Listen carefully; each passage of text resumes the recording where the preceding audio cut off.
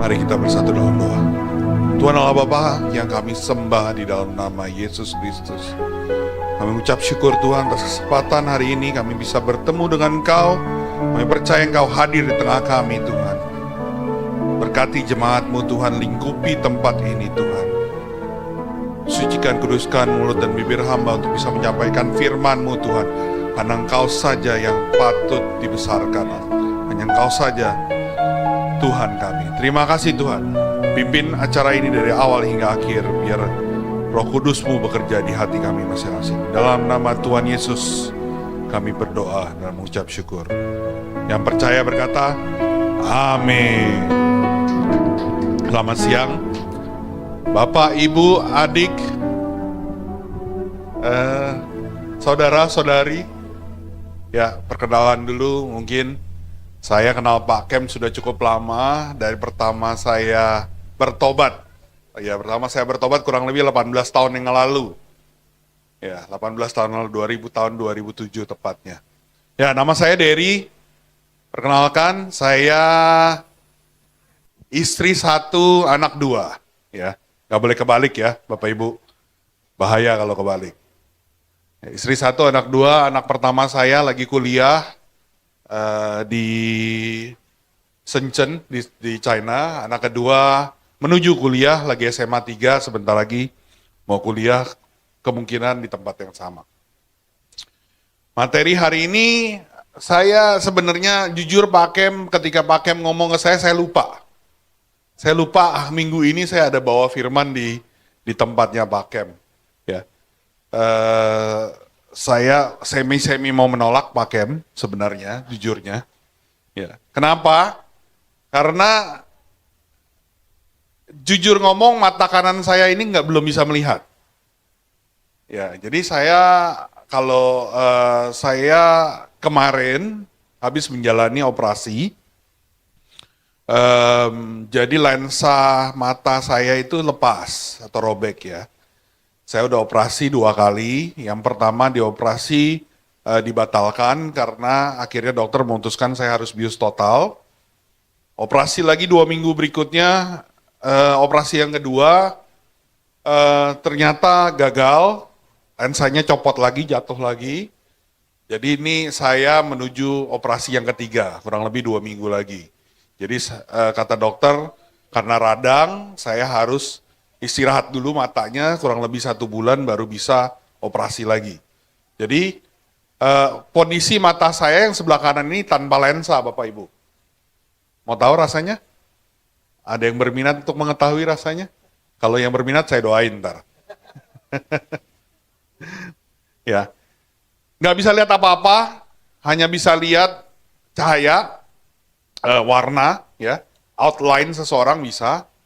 Ya, tapi puji Tuhan, kemarin saya ke dokter kasih solusi, Bapak kalau mau bisa lihat dikit-dikit bisa katanya. Gimana dok? Bapak cari lensa soft lens, contact lens, tapi yang plus 10 katanya. Waduh, saya cari, pulang langsung saya cari itu di marketplace ya, di toko hijau, di toko oranye ya. Cari lensa soft lens plus 10, nggak ada Pak, nggak ada. Yang keluar cuman plus 5, plus 6, plus 7 paling tinggi. Nggak ada plus 10. Ya puji Tuhan saya telepon teman saya, itulah untungnya kalau full gospel tuh banyak teman Pak Ken.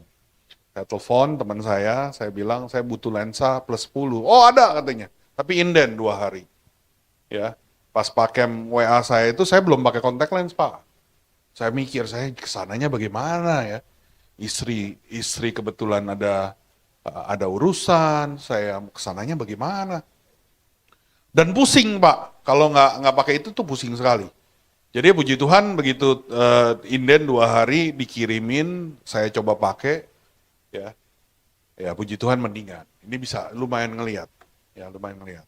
Nah ini kacamata saya juga ini yang sebelah kanan ditambahin plus 2 ini. Jadi udah plus 10 plus 2 lagi. Baru lumayan bisa ngelihat, lumayan. Ya, jadi ya puji Tuhan saya diizinkan Tuhan dan saya diminta Tuhan untuk bisa berbicara di tengah Bapak Ibu sekarang. Oke, ketiga, ya. Oke, saya nggak susah-susah sebenarnya ya firmannya. Sedikit cerita, kalau mau cerita saya kebanyakan kesaksian ya. Saya dimenangkan di satu wadah namanya Full Gospel Businessman Fellowship International. Bukan gereja, ya, tapi ini adalah sebuah perkumpulan em, yang basicnya adalah Alkitab. Yang ujung-ujungnya ketika kita sudah diproses itu, ya kita dibawa ke gereja untuk bisa belajar lebih. Tapi di situ adalah kumpulan laki-laki. Saya dan Pak Kem ketemu di situ, ya kita berdua adalah eh, Full Gospel Businessman. Saya bukan pendeta Pak, Bapak Ibu. Saya PDT, pengusaha dalam Tuhan namanya. Ya. Sedikit background, kira-kira 18 tahun yang lalu saya usahanya adalah hiburan malam, Bapak Ibu. Ya, saya punya diskotik, saya punya karaoke, saya punya spa, saya punya panti pijat, saya punya hotel, saya punya restoran. Ya, itu hiburan malam bisnis saya. Ya, ini kalau ibu-ibu udah mulai ngelirik ke saya udah nggak beres nih. Ya, liatin lakinya, waduh laki gue jangan pergi ke sana nih katanya. Ya usaha saya seperti itu. Kenapa saya bisa usaha seperti itu? Ya 18 tahun yang lalu umur saya masih 20 lebih. Ya. Kenapa saya bisa di usaha itu? Karena orang tua. Karena papa saya usahanya seperti itu. Papa saya meninggal muda, mati muda, umur 55 tahun meninggal ketika saya lagi kuliah di Australia. Saya lagi kuliah, tiba-tiba meninggal, mau nggak mau saya selesaikan buru-buru, saya balik ke Indonesia, saya urus bisnis orang tua. Kalau bisnis hiburan malam otomatis sudah menyerempet hal yang tidak berkenan buat Tuhan. Ya, saya bisnis narkoba juga, bisnis perempuan juga, sangat-sangat tidak berkenan buat Tuhan.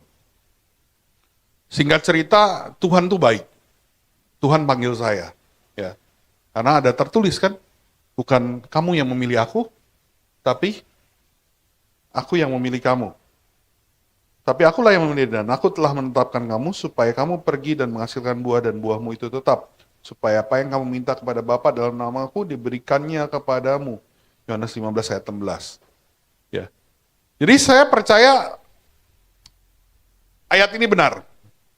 Karena waktu menjalani semua itu di hati kecil tuh pasti ada sesuatu, ada suatu Roh Kudus yang Tuhan taruh kata hati, lu salah. Kamu salah. Balik ke Tuhan. Aduh, udah enak hidup, duit banyak ya kan? Siapa yang mau balik? Paling lebih susah orang kaya masuk ke kerajaan surga dibandingkan unta masuk ke lubang jarum. Itu ada. Orang udah kaya mah susah lah. Tobat tuh susah kalau udah kaya. Udah banyak duit. Jadi, tapi Tuhan izinkan. Orang saya ketangkep, saya dikejar-kejar, saya tangkap segala macam, Tuhan izinkan. Satu waktu saya dipanggil sama teman saya, Der, datang makan. Saya datanglah ke tempat itu, makan-makan, ya perkumpulan kok laki semua isinya. Saya bilang perkumpulan homo apa bukan nih? Ya, ternyata bukan. Ternyata ini adalah perkumpulan Full Gospel Businessman Fellowship International. Saya bukan ngiklanin itu ya. Ini di gereja bukan, tapi ini real. Ya. Baru dari situ saya ke gereja. Karena di gereja saya nggak kena. Di gereja saya nggak kena jujur. Saya selama menjalani itu setiap minggu saya ke gereja sama istri saya, sama calon istri waktu itu lah ya. Setiap minggu ke gereja. Bahkan parahnya saya itu pagi dibaptis, malam udah diskotik lagi. Nggak peduli saya. Dulu. Tapi begitu benar-benar mengenal Tuhan, wah saya salah. Saya bertobat. Nah itu proses. Proses. Begitu bertobat, Tuhan langsung maafin nggak? Maafin. Tapi kan apa yang kita tabur itu harus kita tuai, Bapak Ibu. Ya. Yang kita tabur itu harus kita tuai. Jadi begitu saya bertobat, Tuhan bawa saya cuci bersih. Habis dari yang uang ya aset saya begitu banyak, itu dihabiskan sama Tuhan sampai benar-benar minus. Sampai saya harus ngutang ke bank. Ya udah ngutang ke bank, udah bingung cara bayarnya. Ya puji Tuhan waktu zaman itu belum ada pinjol ya. Kalau udah ada pinjol matilah saya. Ya di sini kalau yang ketawa paling gede pasti terlibat pinjol. Ya Pak Kem ya. Ya, hati-hati. Kalau waktu zaman itu ada pinjol pasti saya bisa kena pinjol. Tapi ya puji Tuhan belum ada. Jadi saya masuk ke dalam itu, diproses sama Tuhan. Ya, saya dulu karakternya parah Bapak Ibu. Saya orang arogan, saya orang yang sombong, ya. Saya kemana-mana bawa bodyguard. Saya nggak suka sama orang, saya suruh gebukin. Saya juga suka berantem soalnya. Itulah namanya proses. Apa yang kita tabur dulu kita tuai sekarang. Tadi eh, saya udah kesaksian kan, mata saya nggak bisa ngeliat kan. Itu yang saya tabur dulu. Saya suka berantem dulu. Ya. Saya suka ribut sama orang. Saya suka tonjok-tonjokan sama orang. Saya orang yang temperamen, sangat-sangat temperamen. Udah temperamen, udah sombong, udah arogan, hidup lagi katanya. Ya itulah saya gitu. Tapi Tuhan bawa proses perubahan. Lewat wadah ini, lewat gereja tentunya juga. Tuhan kasih kesaksian-kesaksian orang-orang yang lebih parah dari saya. Saya baru pertama kali join itu, ada yang kesaksian di depan. Wah, saya baru keluar nih dari penjara katanya. Oh, kasusnya apa Pak? Saya habis bunuh orang. Saya baru keluar nih saya baru sembuh nih dari make sabu katanya. Tapi masih sedikit-sedikit lah, nih gue habis make juga nih, aduh. Tapi gimana ya? Saya mau berhenti. Ini yang kita salut gitu loh. Ini yang harus kita jalani di dalam kehidupan kita bergereja. Ketika ada orang yang seperti ini, bukannya kita jauhi. Tapi justru kita kira nggak apa-apa bro. Yang penting Tuhan ada dalam lu. Tuhan yang akan mengubah dia. Bukan kita masih apa sih manusia? Itu yang terjadi dalam saya. Saya proses di hidup saya seperti itu. Ya, saya diproses sama Tuhan, saya ditekan sama Tuhan supaya saya bisa humble. Prosesnya panjang Pak, susah. Ya, saya nggak punya uang, saya dipaksa sama Tuhan untuk kerja. Kerja lu sama orang kata Tuhan.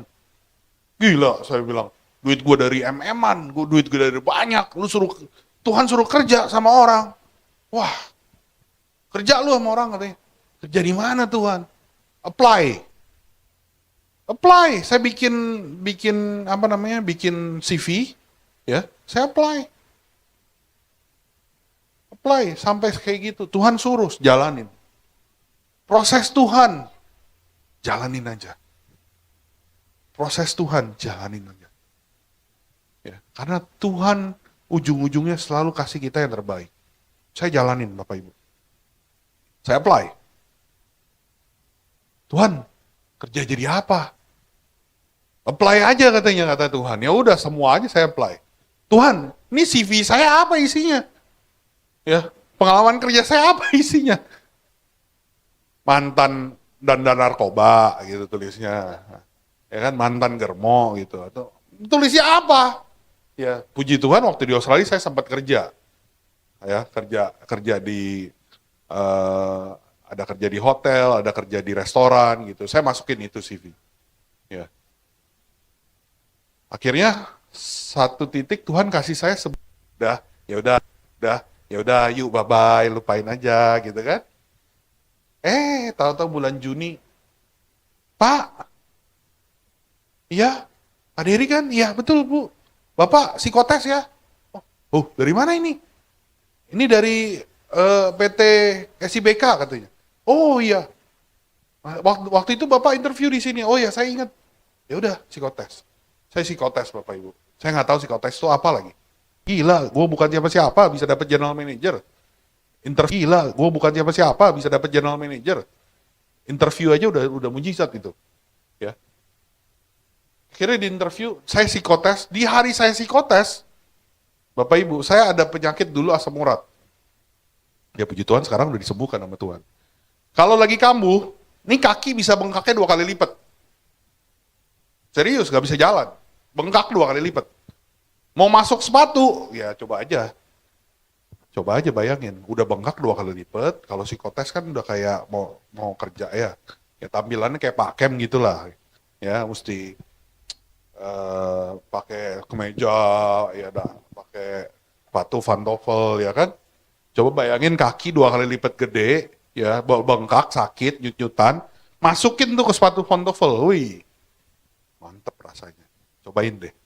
Ada yang mau cobain nggak? Ya, udah masuk begitu, saya nggak bisa tidur semalaman, saya hun-hun. Tapi saya doa aja sama Tuhan. Saya doa terus sama Tuhan. Dah. Saya paksa masuk, lumayan tuh, jadi mati rasa, kan mungkin darahnya nggak jalan ya. Mati rasa, wih lumayan lah bisa jalan ya kan, saya jalan tuh, saya bilang. Saya masuk, saya tunggu di mobil. Ya, saya tunggu di mobil apa yang saya lakukan? Saya berdoa memuji Tuhan. Udah bisanya itu doang, karena semalaman saya nggak bisa tidur, karena sakit, nyucutan. Obat saya habis, istri saya sengaja nginep di rumah mertua saya, supaya nggak ganggu saya tidur. Malah lu nginep, dalam hati gue, lu nginep malah nyelakain gue, aduh. Ya kalau dia ada kan paling nggak minimal bisa suruh dia beliin obat kan. Ini nggak bisa, dia nginep. Ya, malahan dia nginep buat saya tidur nyenyak, malah saja dia nggak bisa tidur. Tapi ya nggak apa-apa, saya jalanin aja. Akhirnya sampai di psikotes saya ingat sekali itu ada satu soal di mana dia kasih 10 statement. Ya 10 statement. Soalnya adalah dia bilang, apabila Anda pertama kali masuk dalam perusahaan ini sebagai top management, apa yang akan Anda lakukan pertama kali?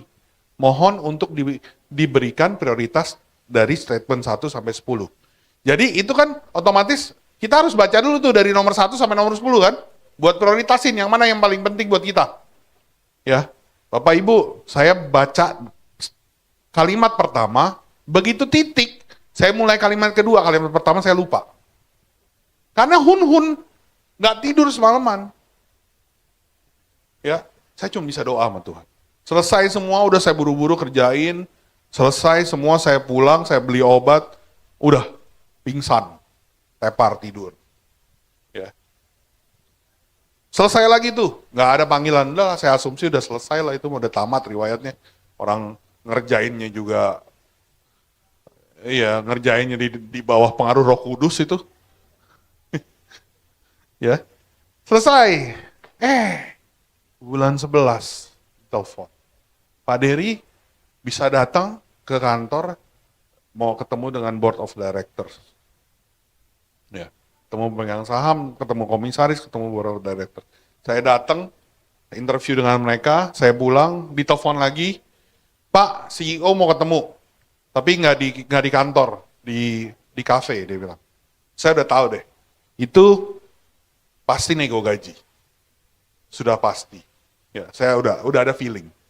Mulailah di situ saya berpikir, kalau ditanya gajinya berapa, saya mau jawab berapa ya? Saya nggak tahu. Ya, jadi yang saya lakukan waktu itu cuma apa? Saya hitung tuh. Saya hitung dari kebutuhan istri saya, anak udah 2 waktu itu, mesti bayar hutang, bayar cicilan, cicilan hutang kan, cicilan hutang bank, belum mesti bayar cicilan kartu kredit, ya semualah pokoknya buat dapur ngebul, buat itu. Yang saya nggak hitung cuma buat diri saya sendiri. Ya, saya nggak hitung. Udahlah Tuhan, cukup seginilah Tuhan. Buat bayar hutang, buat bayar, buat kasih istri, buat susu anak segala macam, cukup seginilah. Buat saya percaya Tuhan jaga saya.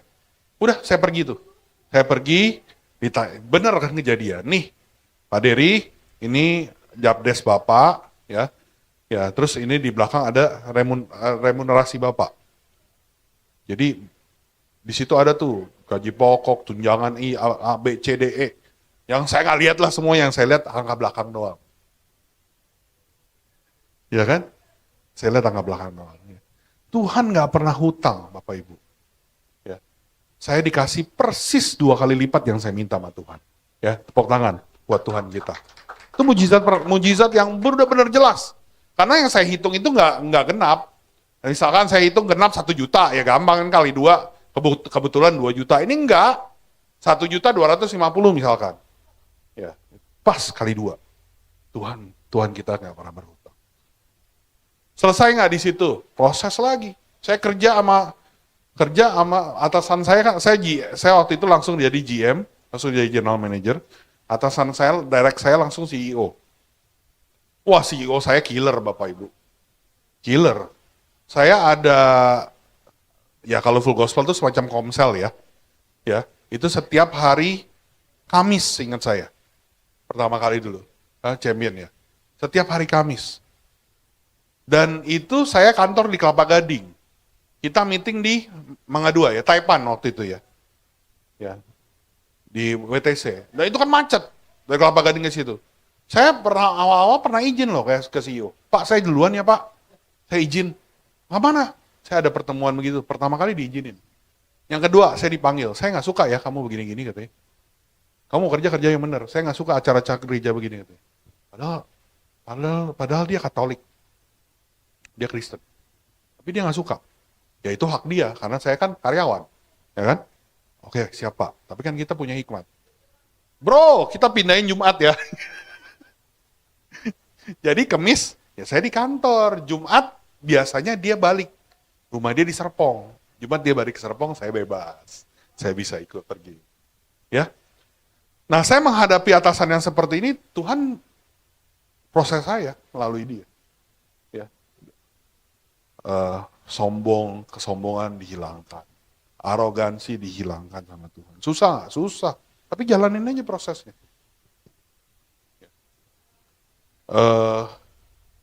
Mau sombong, apa yang mau disombongin lagi? Orang udah kagak punya duit.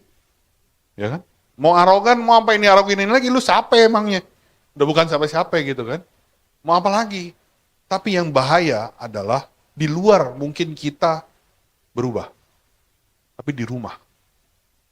Sifat sombong, sifat arogan itu masih ada. Kenapa? Paling susah berubah di rumah. Di luar kita sama orang lain mungkin bisa.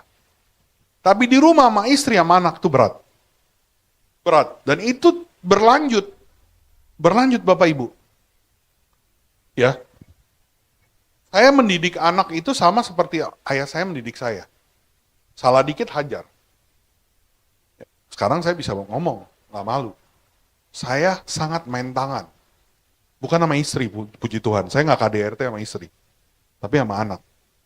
Apalagi anak saya yang laki. Itu udah puas. Itu udah kenyang saya tonjokin. Nggak bangga saya, tapi ini harus saya saksikan. Ya, kalau anak saya dengar, mungkin ya dia pasti bisa bersaksi. Saya bawa kok sekarang. Saya berani bawa, terakhir begitu dia udah SMA, udah mau lulus kan libur tuh. Saya bawa kemana-mana, saya bersaksi. Ya. Tapi Tuhan izinkan proses itu terjadi. Satu waktu tahun 2020, lagi COVID, Bapak Ibu, ini baru 5 tahun yang lalu loh. Lagi COVID, kan kita terpaksa WFH ya. Semuanya di rumah kan. Semua di rumah kan. Ya. Nggak tahu, saya juga lupa apa yang nyadarin saya. Saya lupa deh, serius saya nggak inget sampai sekarang apa yang saya menyadarkan saya. Tapi saya tiba-tiba disadarkan sama Tuhan bahwa lu tuh salah. Hubungan bapak dengan anak lu tuh rusak. Anak saya ada 2, yang satu laki, satu perempuan. Yang perempuan juga, saya nggak pandang bulu, saya tabok juga, beneran. Saya nggak bangga, tapi ini saya harus saksikan. Jadi Bapak Ibu di sini yang saya berharap, ya nggak ada lah di gereja ini, nggak ada ya. Di gereja sebelah. Ya. Jadi di hari itu saya ingat sekali saya sadar. Saya salah. Pendapat saya selama ini yang penting lu gua sekolahin yang bagus. Lu ada duit, lu bisa sekolah yang bagus. Istri bisa gua kasih duit bulanan, ya. Lu istri yang ngurus deh. Lu yang jadi good cop, gue yang jadi bad cop deh, nggak apa-apa.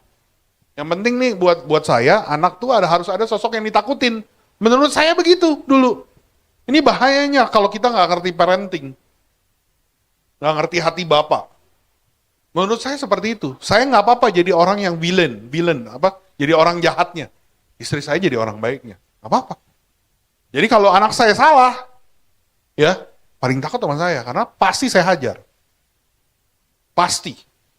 Dulu. Ya. Singkat cerita saya disadarkan sama saat waktu itu, ternyata salah. Puji Tuhan, Tuhan tuh gak pernah terlambat. Ketika saya disadarkan waktu itu, saya Digerakkan sama Tuhan, lu panggil deh anakku satu-satu. Saya panggil anak saya satu-satu, saya minta maaf lu sama dia. Ya, anak kecil, ya, 5 tahun yang lalu berarti umur berapa tuh ya? 18, sekarang 13 tahun, anak kecil, paling dalam hati, ini bapak gue kenapa sih? Iya kan? Kenapa nih bapak gue nih? Paling besok gue dihajar lagi. Begitu loh. Tahu nggak saking ekstrimnya gimana? Kan biasa ya kalau yang punya anak, nih bapak ibu yang punya anak, kadang-kadang kan mau ngelus kepala anaknya ya. Ya. Kalau saya mau ngelus kepala anak saya yang cowok, anak saya langsung begini loh. Karena kenapa? Karena dia kebiasaan saya hajar. Langsung defense. Anak saya yang perempuan, kalau saya pulang ke rumah dulu, itu nggak pernah mau sekamar, seruangan dengan saya. Pasti kabur. Bahkan terakhir dia baru cerita ke saya, nih baru belakangan ini cerita ke saya, Pak, tahu nggak? Dede itu sebel kalau hari Sabtu Minggu. Kenapa, Dek? Saya panggil yang perempuan yang kecil, perempuan Dede, yang gede Koko. Dede itu sebel kalau Sabtu Minggu. Kenapa? Soalnya Papa di rumah. Begitu jawabannya. Soalnya ada Papa di rumah. Dede sebel kalau Papa di rumah. Itu baru kesaksian setelah rekonsiliasi. Dan singkat cerita saya balik lagi, saya rekonsiliasi tuh dengan anak saya yang cowok, dengan anak saya yang perempuan. Nggak selesai, cuman minta maaf tuh nggak selesai. Karena kitanya harus nunjukin kita berubah. Dan susah loh berubahnya. Karena habit. Karena kebiasaan. Kalau kita udah terbiasa, marah, stres di kantor, ngeluapinnya di rumah, itu susah loh. Ini buat laki-laki susah sekali. Ya. Itu ada satu arogansi, ada satu pride tersendiri bahwa gue laki, gue kepala keluarga, lu harus tunduk sama gue. Itu susah ngerubahnya. Dan itu butuh Tuhan buat proses itu. Ya. Jadi saya berdoa ke Tuhan waktu itu. Tuhan tolong. Saya bilang ke istri saya, tolong, saya mau berubah. Dan itu prosesnya panjang, bertahun-tahun. Sampai luka batin di anak saya, dua-duanya itu bisa sembuh. Ya. Anak saya itu yang laki, sampai ujung-ujungnya, apa ya istilah kata, itu pernah terlontar satu omongan ke istri saya bahwa, Mah, papa benci sama papa, Koko benci sama papa. Mungkin kalau satu level lagi, saya mungkin udah bisa ditusuk kali sama dia. Jadi ini bahayanya. Parenting, bapak bahayanya hati bapak. Saya nggak dapat itu dari orang tua saya. Karena papa saya itu pekerja keras. Ya kan, hiburan malam ya. Berangkat sore, pulang pagi. Saya sekolah, berangkat pagi, pulang sore. Jadi nggak pernah ketemu. Ya, nggak pernah diajarkan. Ketemunya cuma mama doang. Nggak cukup ternyata. Papa itu penting. Jadi laki-laki di sini yang mau menikah, ada nggak yang nggak mau menikah? Mau menikah semua ya? Apa udah menikah? Ya, yang mau menikah dan nantinya punya anak, itu kita penting. Kita laki-laki penting. Penting untuk anak, penting untuk keluarga. Akhirnya singkat cerita saya rekonsiliasi dengan anak saya. Butuh proses yang panjang sekali. Dan banyak kejadian-kejadian yang efek karena saya. Ya, efek karena saya. Karena perbuatan saya. Ya.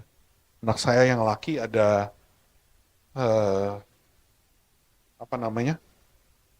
ada keributan sedikit, langsung berantem, tangan patah. Ya.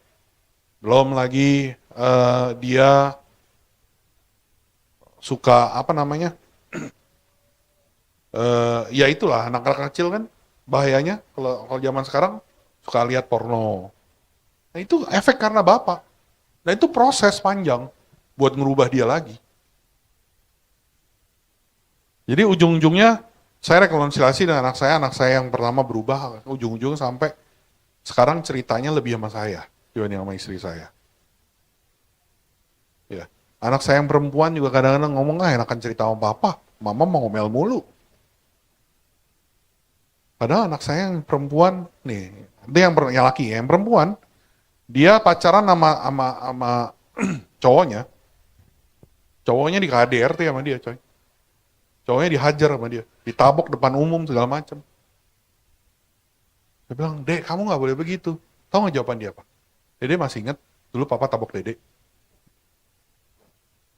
Di depan umum katanya. Wah gila, lu rasanya cobanya gimana coba? Itu saya bertobat loh di situ. Saya bilang, aduh Dek, maafin papa. Papa dulu salah. Jangan jadi seperti papa. Ya kan papa sekarang udah nggak begitu. Iya, Dede tahu. Yang ujungnya berakibat ke mentalnya dia. Itu kita, bapak, itu penting. Rekonsiliasi lagi dengan yang perempuan. Sampai akhirnya sekarang yang perempuan deket sama saya. Sampai bisa berjalan. Dan puji Tuhan, Tuhan itu nggak pernah terlambat. Coba waktu itu Tuhan nggak sadarkan saya. Rusak udah masa depan saya. Tapi karena Tuhan, waktu itu tidak terlambat, Tuhan ubahkan semua. Tuhan yang begitu luar biasa bisa mengubahkan semua. Anak saya yang laki, yang kuliah di China, itu dapat beasiswa loh. Ya, bisa kuliah keluar, dapat beasiswa. Yang perempuan ini lagi mengajukan. Jadi Tuhan nggak pernah terlambat. Proses hidup kita itu selalu. Ya. Yang mau saya sampaikan di sini adalah kita dalam mengikut Tuhan ya, nggak pernah stop kena masalah. Saya percaya di sini setiap orang di sini pasti punya masalah, betul? Ya, masalah entah di dirinya, entah masalah di rumah tangga, entah masalah di pekerjaan. Setiap dari sini kita punya masalah. Tapi Tuhan tidak pernah meninggalkan kita. Ya, jalanin aja prosesnya. Ketika Tuhan mau kasih kita masalah, itu artinya Tuhan mau kita berubah. Ya. Kita berdoa, Tuhan, berikan saya kesabaran. Emang jeng-jeng gitu, tiba-tiba dapat kesabaran. Kan enggak. Tuhan kasih masalah buat nguji kesabaran lu. Tuhan, kasih saya berkat. Lu kerjanya tiap hari di rumah, main Mobile Legend, ya kan? Main handphone, browsing Instagram, gak pernah kerja. Gimana mau Tuhan kasih berkat? Tetap harus kita yang berusaha. Ya, Tuhan kasih proses. Jalanin prosesnya. Tuhan kasih sebuah masalah, jangan kita kabur dari masalah, Bapak. Kalau kita kabur dari masalah, percayalah masalah itu akan datang lagi. Dengan bentuk yang mirip-mirip. Contoh, kita punya masalah di kantor. Sama siapa? Sama atasan kita misalkan. Wah, atasan gue gila nih. Ya, killer banget, gue gak dipandang segala macam loh pertanyaannya. Kita ngaca nggak? Belum tentu dia yang salah loh. Dan kalaupun dia yang salah, kan ada tertulis, kerjakanlah segala sesuatu seperti untuk Tuhan Allahmu. Kerja seperti untuk Tuhan Allahmu. Karena dialah yang memberi upah. Tuhan yang memberi upah, bukan atasan lu yang memberikan kita upah. Tuhan yang beri upah kita. Kalau kita melakukan itu dengan benar, Tuhan pasti kasih mujizat. Kasih mujizat. Ya.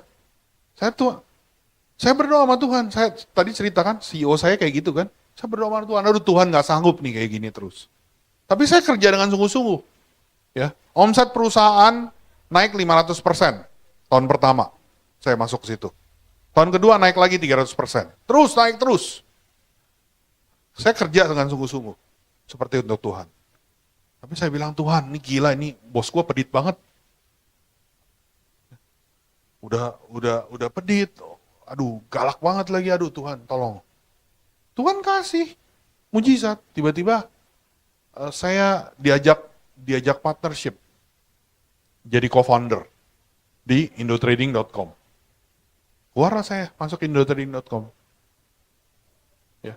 Jadi yang saya mau sampaikan di sini bukan masalah kita lari, bukan masalah apa tadi melawannya gitu. Tapi ketika kita dihadapi sebuah problem, kita belajar, kita proses. Bukan kita melawan, bukan kita kabur. Tapi Tuhan kasih mujizat ke kita kalau kita mau jalanin proses. Ya. Saya tutup nih. Ya, udah 40 menit. Saya kasih 40 menit doang sama Pak Ken. Kalau kelamaan bosan katanya. Saya cerita tentang mata saya kan. Saya jalanin proses, Pak. Kalau mau diceritain, ya, masalah mata saya ini timbul cuman dari satu titik. Karena saya nggak bisa fokus. Jadi ngeliat jauh nih, ngeliat Pak Kem misalkan atau ngeliat bro di situ, saya nggak bisa fokus nih. Kalau di handphone kan ada autofocus tuh.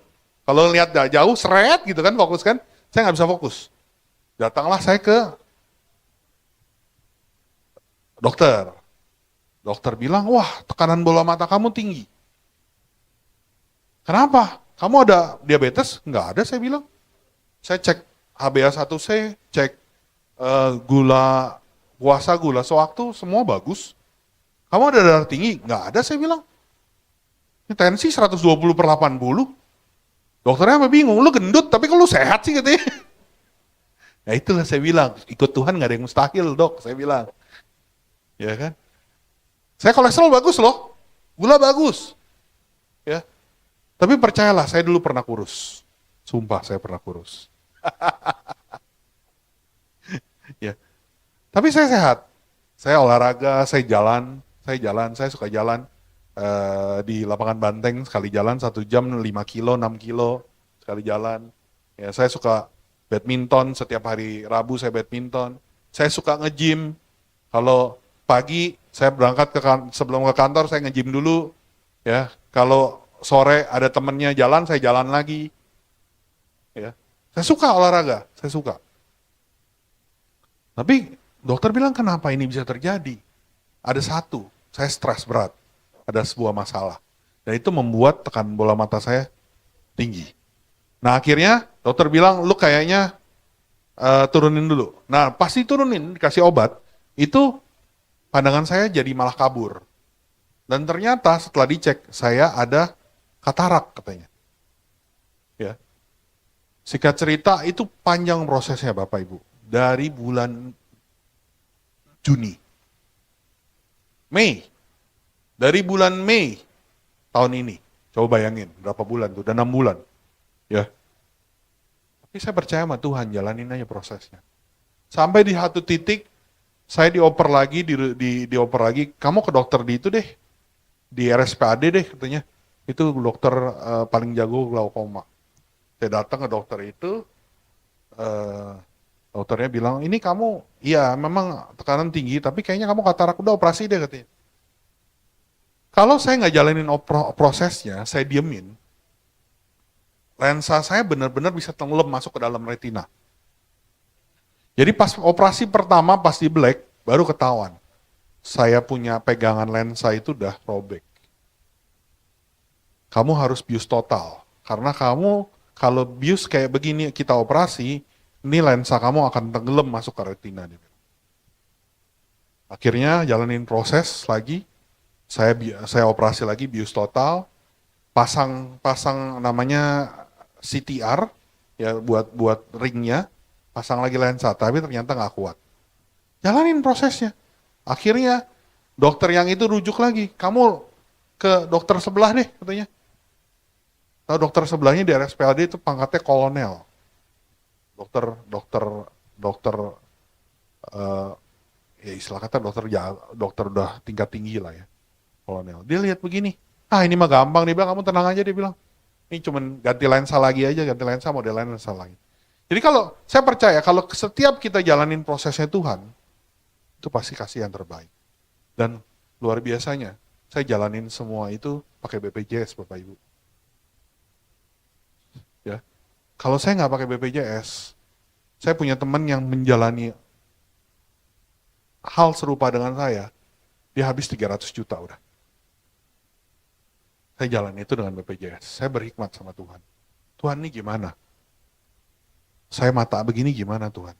Saya nggak punya asuransi. Jujur saya nggak punya asuransi.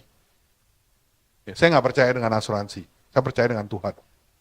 Tapi BPJS dipaksa ikut. Karena saya punya orang tua, saya punya mama minta BPJS. Nah BPJS kalau harus satu kakak. Semuanya. Ya, saya jalanin. Jadi saya jalanin semua itu BPJS. Dan saya percaya, banyak teman saya ngomong, kenapa sih lu nggak ke Penang aja, ke Malaysia aja? Saya bilang, kalau Tuhan berkehendak, emang di sana nggak bisa gagal, saya bilang. Di Indonesia juga nggak ada masalah kok. Jadi kembali lagi, Bapak Ibu, kita ini hidup banyak masalah. Saya stres loh masalah ini, mata. Saya orang yang aktif, kan tadi saya cerita ya, saya olahraga segala macam. Ya, tapi dengan mata begini saya udah nggak bisa olahraga. Saya jalan aja harus pelan-pelan. Kenapa? Karena takut ini lensanya jatuh nih. Takut lensanya balik ke belakang masuk ke retina. Jadi saya jalan mesti nggak boleh lari. Padahal saya orang aktif. Saya stres. Tapi saya bilang sama Tuhan, Tuhan, kalau Engkau berkehendak tidak ada yang mustahil. Ya buktinya, Tuhan kasih solusi ya plus 10 nih. Bisa ke sini, bisa melayani Bapak Ibu, bisa ketemu. Ya, saya tutup hari ini. Terima kasih, puji Tuhan, kita tutup dengan doa.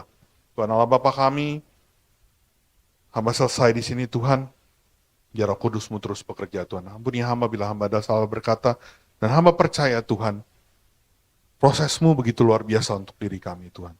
Selama kami mau menjalani proses, kami percaya kami akan dibawa naik terus Tuhan. Dibawa terus maju di dalam Engkau. Dan kami percaya rancangan-Mu adalah rancangan damai sejahtera. Terima kasih Tuhan, Kau berkati gereja ini Tuhan, berkati gembalanya Pak Kem Tuhan, juga beserta semua jemaatnya Tuhan. Kau berkati secara luar biasa Tuhan, pakai gereja ini untuk bisa menjangkau lebih banyak jiwa lagi. Dan kami percaya kemenangan besar ada di dalam gereja ini.